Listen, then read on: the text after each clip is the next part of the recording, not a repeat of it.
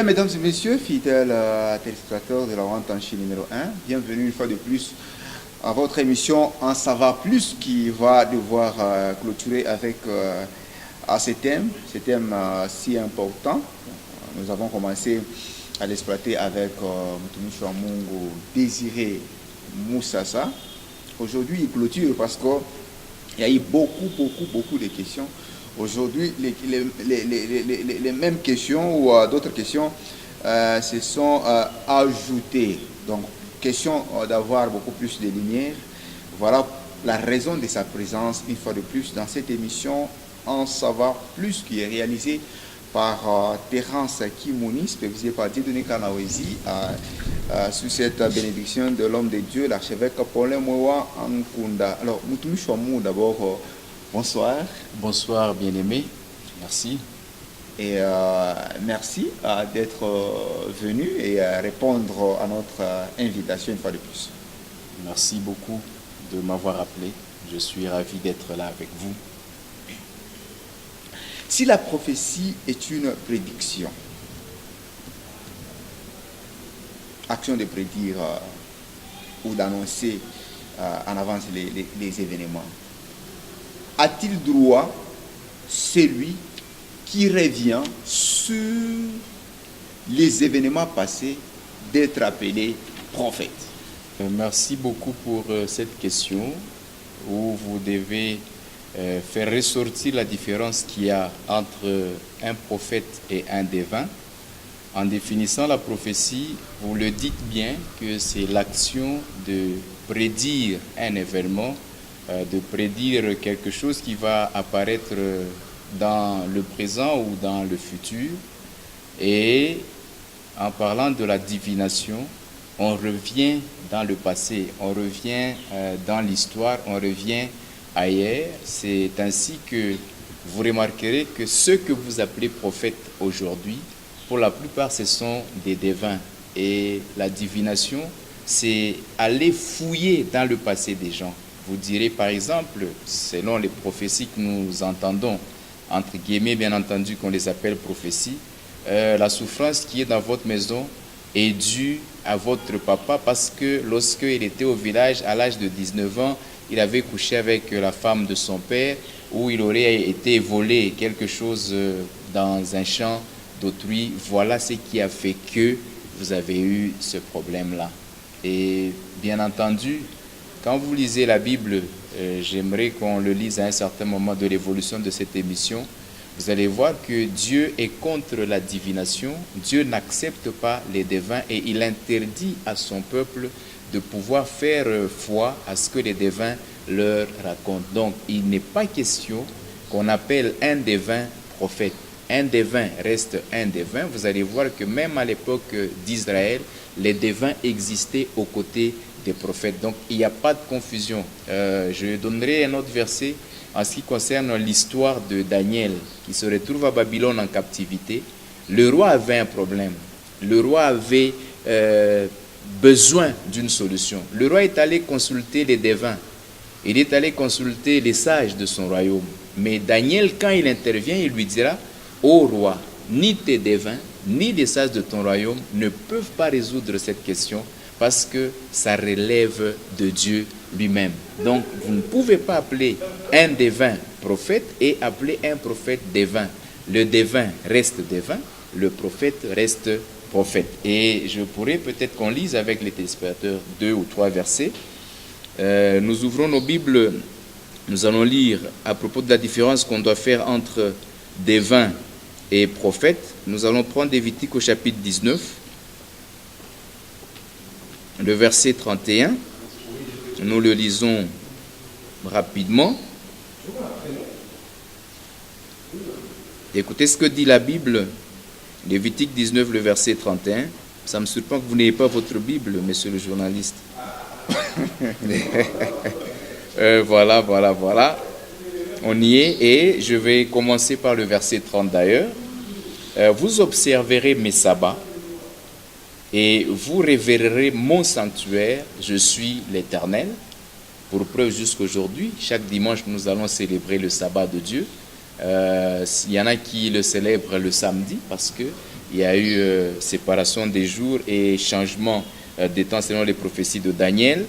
Et le verset 31 dit ceci: ne vous tournez point vers ceux qui évoquent les esprits, ni vers les devins, ne les recherchez point, de peur de vous souiller avec eux, je suis l'Éternel, votre Dieu.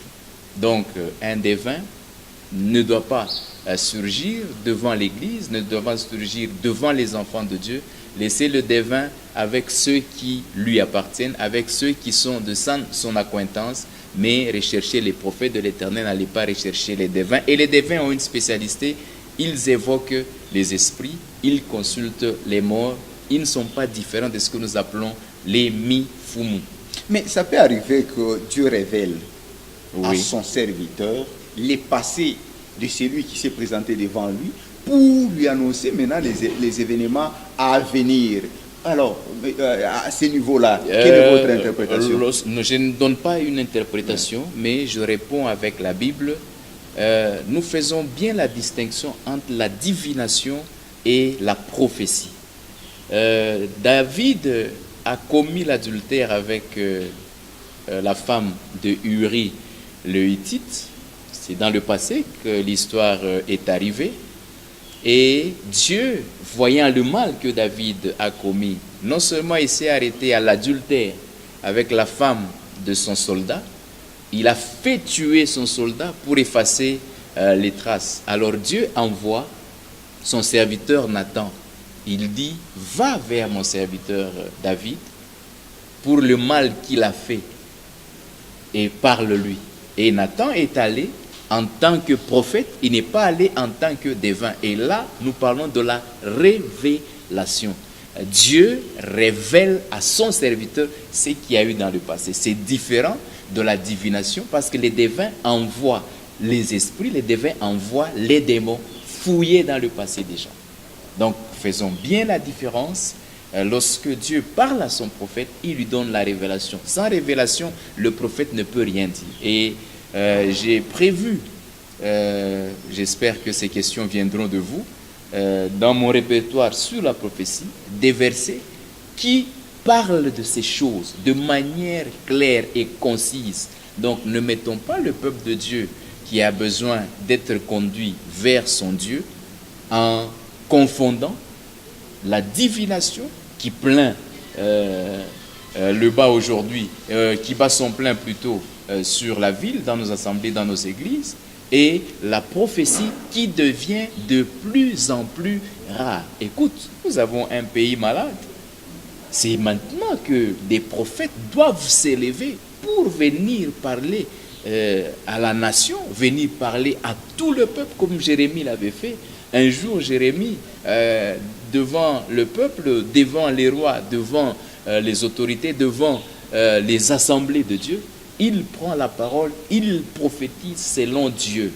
Et quand il finit de prophétiser, parce que le pays était malade, ceux qui l'ont écouté, ils disent au roi: cet homme mérite la mort parce qu'il a prophétisé contre la nation. Et c'est ce qui se passe aujourd'hui dans notre pays. Lorsque un prophète véritable s'élève, il annonce les oracles de Dieu, la majorité, et le peuple, et le sacerdoce, et les ecclésiastiques, et les hommes politiques, et les gouvernants, tous le condamnent et disent: il a parlé contre la nation, alors que c'est ça la solution que Dieu a prévue. Voilà ce que nous devons avoir comme prophète et comme prophétie. Mais à ce niveau-là, Mtumishi wa Mungu, Oui. la Bible dit: nul n'est prophète chez soi, Oui. nul n'est prophète chez lui à la maison, nul n'est prophète dans sa patrie. Tout à fait. Voudrez-vous nous expliciter un peu en rapport avec ces passages bibliques? Nul n'est prophète, c'est vrai, parce qu'un prophète est toujours mal reçu auprès des siens, et c'est ce qui est malheureux.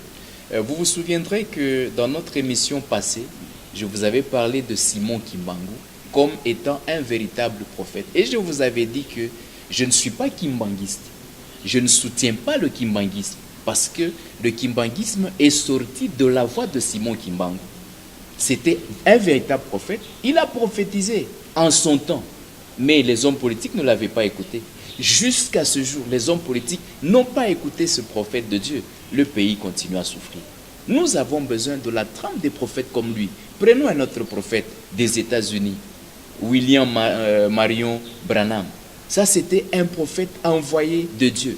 Il a prophétisé. Pour preuve, peut-être que vous ne vous rendez pas compte. Branham, un jour, il dit, dans les temps qui vont venir, l'Éternel me révèle qu'il y aura des véhicules que l'homme va fabriquer qui auront tendance à prendre la forme d'un œuf. Il avait prophétisé. Mais combien avait pris garde à cette prophétie? Donc, vous, en tant que journaliste, vous devez aider le peuple de Dieu en baladant votre micro, en les amenant vers les hommes de Dieu, les véritables prophètes qui peuvent s'élever aujourd'hui. Par exemple, dans une église, il y a des problèmes. Il faudrait que le prophète puisse s'élever pour parler à cette église. Peut-être que le problème surgit parce que le pasteur est un impudique. Le pasteur couche avec les femmes de ses fidèles. Le pasteur couche avec les servantes de Dieu qui a à l'église. Il couche avec sa secrétaire. C'est un interdit dans une église. Peut-être que le pasteur va nuitamment à Kassangiri. Il prend les fidèles de son église pour avoir la puissance. Et Dieu, sachant que c'est dans son église que ces choses se passent, il va susciter un prophète. C'est maintenant que ce prophète doit s'élever. Est-ce que vous permettez qu'on lise un verset? Je prends à la volée comme ça. Nous allons lire Jérémie au chapitre 14. Je vais prendre un verset rapidement, à moins que vous m'interrompiez. Allez-y. Oui, Jérémie 14.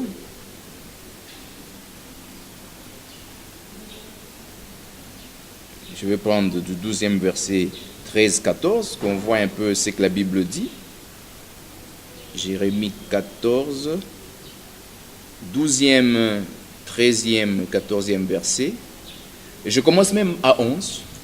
Le sacrificateur qui fait la purification présentera l'homme qui se purifie et toutes ces choses devant l'Éternel à l'entrée de la tente d'assignation. Je reviendrai sur le 11 là. Le sacrificateur prendra l'un des agneaux et il l'offrira en sacrifice de culpabilité avec le lot d'huile. Il les agitera de côté et d'autre devant l'Éternel. Il égorgera l'agneau dans le lieu où l'on égorge les victimes expiatoires et les holocaustes, dans le lieu saint, car dans le sacrifice de culpabilité, comme dans le sacrifice d'expiation, la victime est pour le sacrificateur, c'est une chose très sainte. Maintenant, le verset 14 dit ceci. Le sacrificateur prendra du sang de la victime de culpabilité. Il en mettra sur le lobe de l'oreille droite de celui qui se purifie, sur le pouce de sa main droite et sur le gros orteil de son pied droit. Je disais que je vais revenir sur le verset 11. Écoutez, bien-aimés, dans notre pays, parce que nous parlons de la prophétie, dans nos églises, dans nos assemblées, et la divination qui vient battre campagne dans l'assemblée de Jésus-Christ, mais on oublie qu'il y a le sang de Jésus que nous utilisons comme le sang de purification. Et dans notre pays, c'est tout le peuple congolais, en commençant par le premier citoyen du Congo jusqu'au dernier qui doivent passer à la purification et à l'expiation parce qu'il y a beaucoup d'interdits qui subsistent dans ce pays et les choses ne marchent pas. Donc nous avons besoin des prophètes qui se lèveront pour nous dire, écoutez, pour que ça marche en RDC, les élections ne vont pas porter la solution. Depuis 1959, les politiques ne parlent que élection, élection, élection, élection. Nous ne sommes pas contre les élections. On peut élire un nouveau président, mais le système va rester le même, rien ne va changer. 10 ans après, on va dire non, non, nous sommes fatigués de cet homme, il faut qu'on nous amène un autre. Donc vous comprenez que la prophétie, c'est celle-là. Il faudrait qu'on vienne apporter des solutions aux problèmes qui se posent dans une nation, aux problèmes qui se posent dans une famille. Pas aller. Un jour, j'ai suivi une émission, je ne sais plus c'était sur quelle chaîne, c'était à la radio. Pendant la nuit, j'étais en prière avec quelques frères à l'église. Alors, on a commencé à suivre ce monsieur-là qui parlait et les gens appelaient. À un moment, il commence à prophétiser, entre guillemets.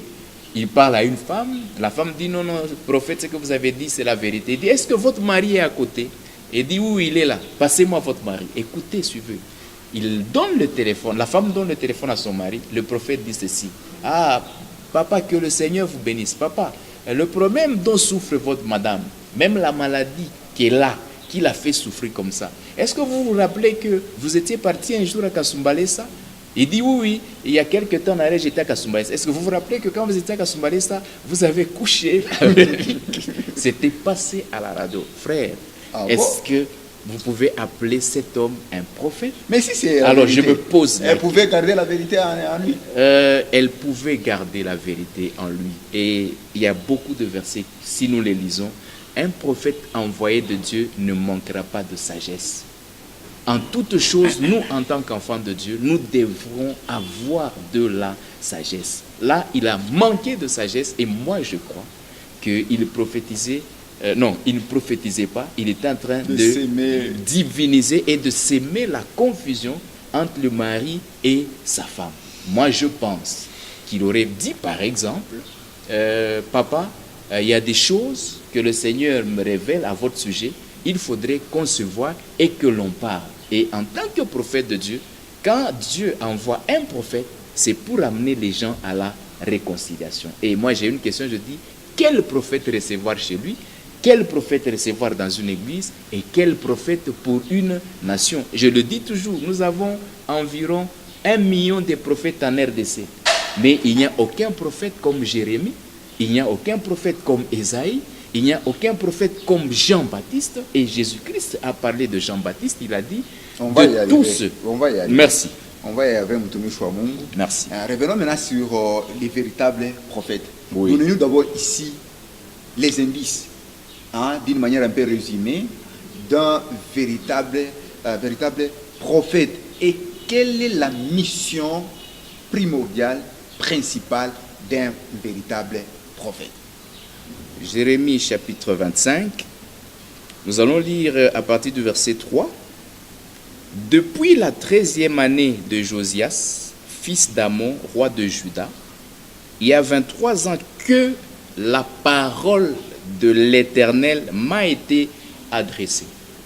Un véritable prophète, quand il vient, Dieu l'envoie avec la parole de Dieu. Dieu l'envoie pour qu'il annonce sa pensée et non pas ses désirs à lui. Et non pas donner un message qui cache derrière son contenu l'intérêt matériel, l'intérêt physique de celui qui donne la prophétie. Donc, l'un des premiers signes, c'est la parole de l'Éternel qui lui a été adressée. Et il dit ceci, « Je vous ai parlé dès le matin et vous n'avez pas écouté. » Un prophète, quand il reçoit la parole de Dieu, il a une mission de pouvoir l'annoncer le matin, à midi, le soir, la nuit, aujourd'hui, demain, après-demain, jusqu'à ce que le Seigneur le retire de la terre. Il a reçu la parole de Dieu, il s'en tient à cette parole de Dieu, comme lorsque vous lisez, je crois, Ézéchiel, le chapitre 33, si ce n'est pas 33, c'est le chapitre 37, la Bible dit, fils de l'homme, j'étais établi comme sentinelle. Et une sentinelle, quel est son travail? Une sentinelle veille. Une sentinelle sonne l'alarme. Une sentinelle sonne de la trompette. Et quand on sonne de la trompette, avec un son diffus, que va faire le peuple? Il faudrait que ce prophète qui a reçu la parole de Dieu, il puisse parler. Je peux continuer ma lecture? Et il l'a annoncé dès le matin jusqu'au soir, mais le peuple n'a pas écouté. L'Éternel vous a envoyé tous ses serviteurs, les prophètes. Un véritable prophète est envoyé de Dieu. Ça signifie quoi? Je vais vous donner une caractéristique. Un prophète envoyé de Dieu, même s'il a faim, il ne vous dira pas qu'il a faim. Un prophète envoyé de Dieu, lorsqu'il vous a donné votre message, il a communiqué la pensée de Dieu, la parole de Dieu telle que nous l'avons lue, il ne va pas vous dire qu'il a besoin d'une voiture. Il ne va pas vous dire que j'ai besoin que vous me construisiez une maison au Golfe. Il ne vous dira pas que non, j'ai besoin d'un visa pour aller en Afrique du Sud parce que là aussi, Dieu m'a dit, il faudrait que j'aille. Non. Un envoyé de Dieu, il prêche la parole de Dieu. Il annonce le message de l'évangile, le message du salut. Il donne le message de Dieu. Nous disons c'est un messager de l'Éternel. Il le donne gratuitement sans en entendre un salaire. C'est une question que vous avez posée. C'est vrai. Mais si l'homme de Dieu qui a bien entendu un prophète digne de ses noms, arrivait à faire bien son travail, et que la personne qui reçoit cette prophétie lui donne comme en guise de récompense, comme une prime, hein, une manière d'encourager l'homme de Dieu. Et c'est un péché. Ah, écoutez, faisons la part des choses. Il n'y a pas de récompense qu'un serviteur de Dieu va attendre d'un homme, d'un mortel comme lui. Notre récompense, comme moi je suis pasteur et je suis fier de l'être, je n'attends aucune récompense d'un homme.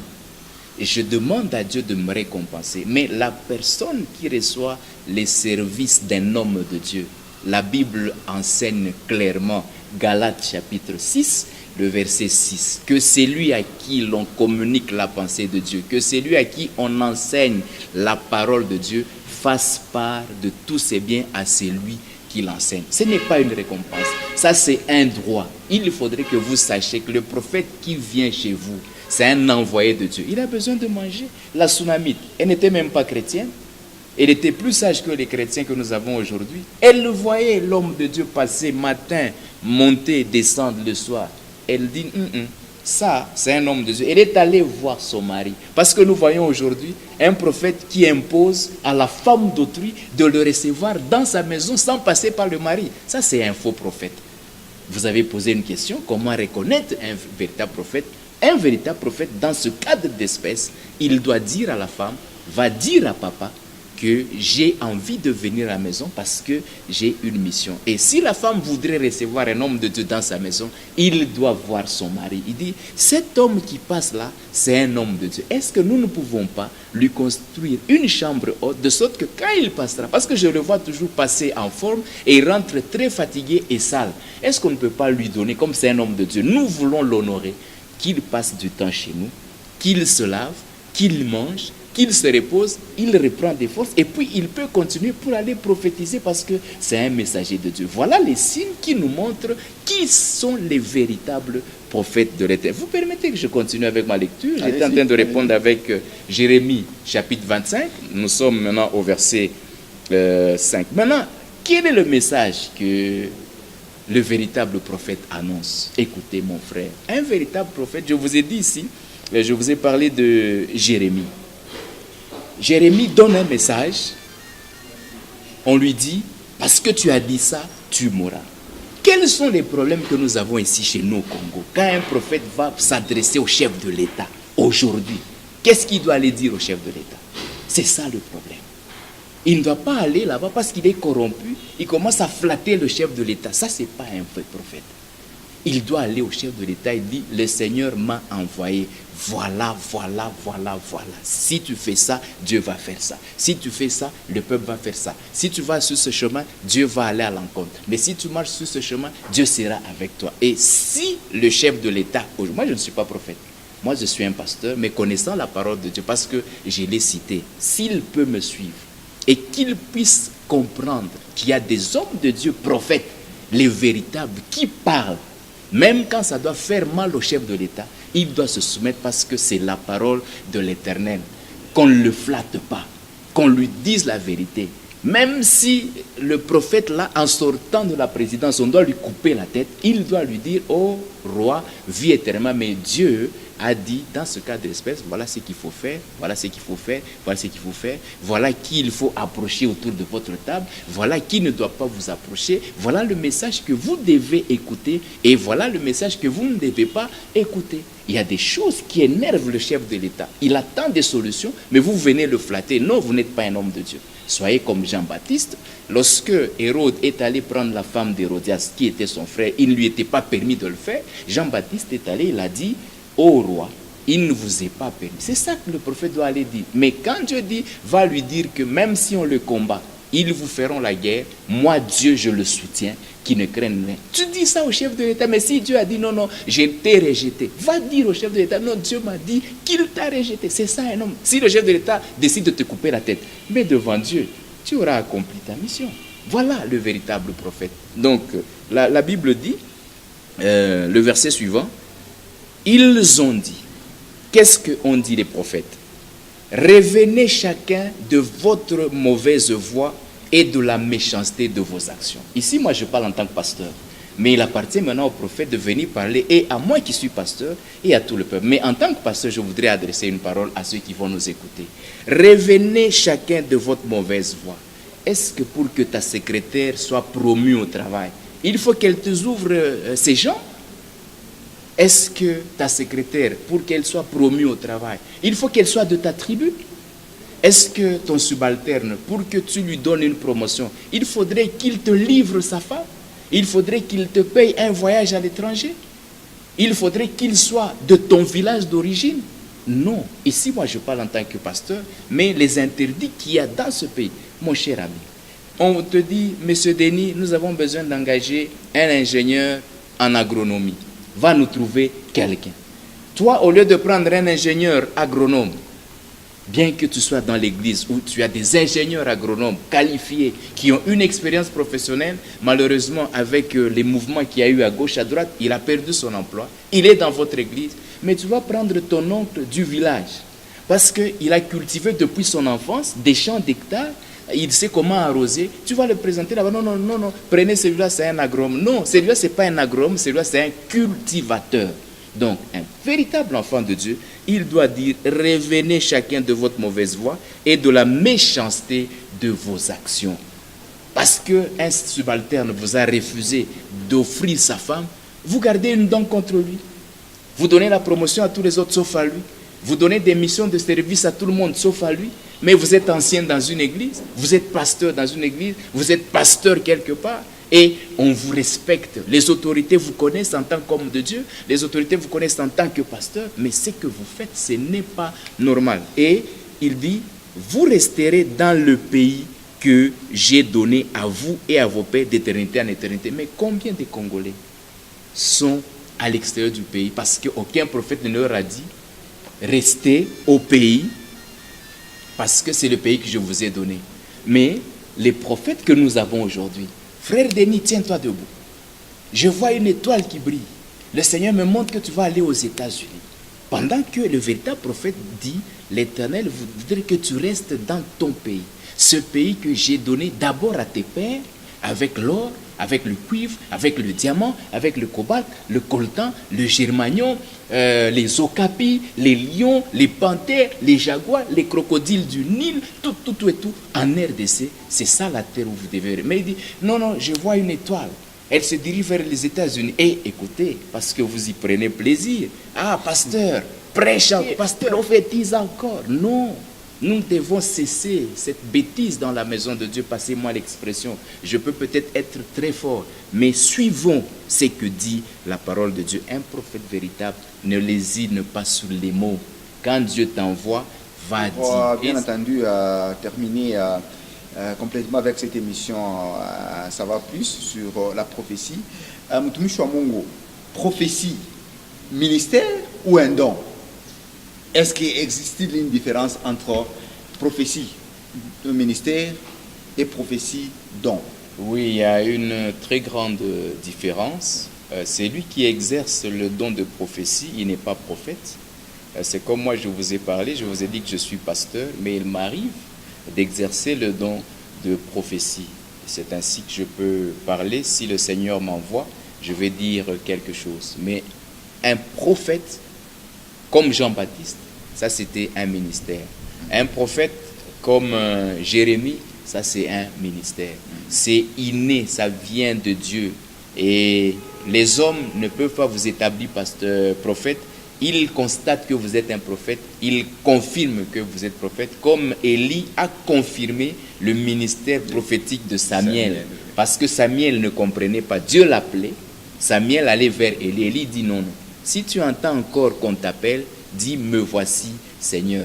Nous guidons, mais aujourd'hui, il y a même des prophètes qui ont des pères prophètes, ils ont des grands-pères prophètes, donc ce sont des hommes qui les établissent prophètes. Il y a même, ça me surprend personnellement, j'ai lu la Bible parle des fils des prophètes.